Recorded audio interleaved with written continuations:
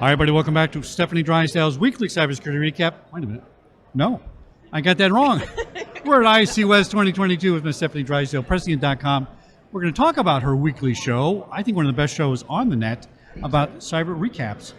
And what's great about her show is that I get a summary of 5, 6, 7 topics that I didn't find anywhere. Maybe I'm too busy to read. And you bring them together. And let's talk about your company, too. Let's start with Prescient.com, what you guys do. You're the VP of Cyber. I am the VP of Cyber. I've been with Prescient for like 6 years or so. It feels like 100 years in technology, right? No, that's true. That is true, yeah. And tell us what you guys do. What's your specialty?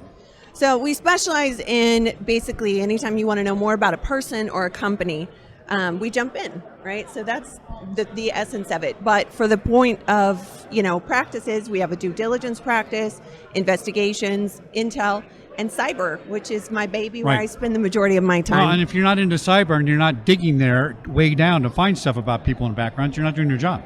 Exactly. That is the master due diligence right there. It is. Yeah. And back in the day, it was, people looked out their front door and they were trying to figure out what was going on in the world. And cyber is the new back door. So if you're not looking on the dark web, if you're not looking open source, then there's a lot you're going to miss. There's a lot that you're not going to know, whether it's to protect the people you're taking care of, or whether it's to find out whether or not you want to be in business with somebody or you want to hire somebody. That's the most important nowadays. Very much so. You have no idea who you're talking to now.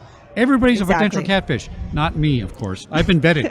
I've been vetted several times. No doubt about that. Now, who would your client base be? Without naming names, what are your vertical client bases of people that you're a very specialized service. It's not a broad sweeping service. It's kind of a niche. Right. For a cyber company, we're a little unique, and we call ourselves, we have a cyber practice, but we don't sell any softwares or do anything like that. What we do is make sure that your softwares are safe and they're guarded and they're protected and they're set up the way they're supposed to be. With our clients, it really depends what practice we're dealing with. So the due diligence practice tends to deal a lot with general counsel and legal. I was going to think legal is probably a big one. Yeah. Right. And M&A, right? So if we're working with venture capital firms or companies who are trying to just learn more about someone they want to do business with. Right. Investigations, that's a lot of insider threats. So corporate security teams, any kind of legal, that kind of thing like that. Cyber, it's CISOs, CSOs. My favorite people, as you know. Oh, that's who engages at that level. Very I'm much glad so. to hear that, because 10 years ago they'd say, I can't even work my BlackBerry. What are you talking about? Yeah. So that's fascinating. Yeah. So and what are they interested in? Are they interested in reputation? What are people talking about in the dark web about the company? Is that the kind of thing you're looking at? That too. So it could be something protective. So you want to look at your cyber posture. How are my vulnerabilities? What do they look like? Yeah. Do I need to do pen tests? What about new policies and procedures? Do I need to write those in? Now that we're a remote workforce, do we need to write in a remote work policy, for mobile devices? That is so huge, and it's such a pain. Yeah. Because it's all brand new, nobody thought about it. Right. And I got to hurry up and catch up with it. Yeah, now, and so the executive digital protection is for the executive teams and the board. Right. So if, you're trying to look and see if there's any kind of vulnerability with your executive online, then we're going to find it. And in addition to that, going into the dark web presence, do you have people that work for you that are trying to sell your, access to your internal networks? Do you have people that are doxing your executives? Pretty important to know. Let's talk about your show, Stefanie Drysdale's weekly cybersecurity recap. We're kind of at 105 and a half. This would be half. I'm going to give it We're half. 116 this week. No. I know. Okay, 116 and a half. That's what this one is. How did you come up with this idea?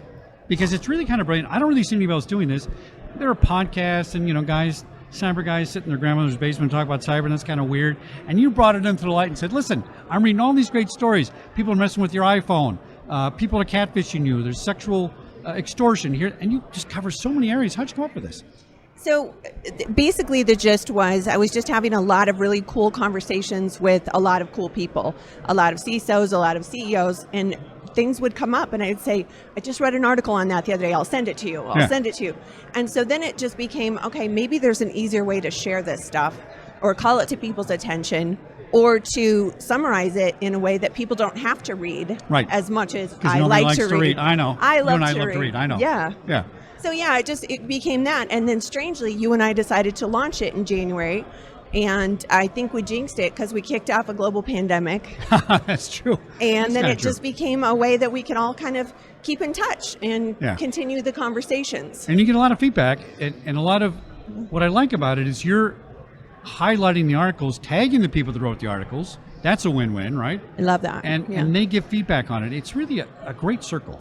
Well, I mean, the thing is I'm only as strong as my network, right? So my network is filled with brilliant, brilliant people that I have huge love and respect for. So when I learn from them, I want other people to be able to follow and learn from Yeah. them too.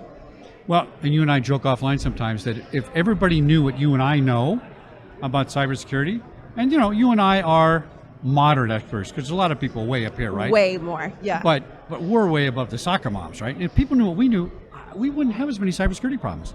Just basic hygiene that people say, oh, I'm going to put my password as Fido instead. I mean, that kind of basic stuff. Right. People are just not interested in it. I think they're getting more interested, and I think shows like that you have really kind of bring that up and make people normalize it. It's Yeah. not scary. It's doable. You guys can learn and do it, and I think it's great. Thank you. Stefanie I Drysdale. appreciate that. Thank you so much. Prescient.com, Stefanie Drysdale's weekly cybersecurity recap number 116 and a half here at ISC West 2020 and Security Guide TV.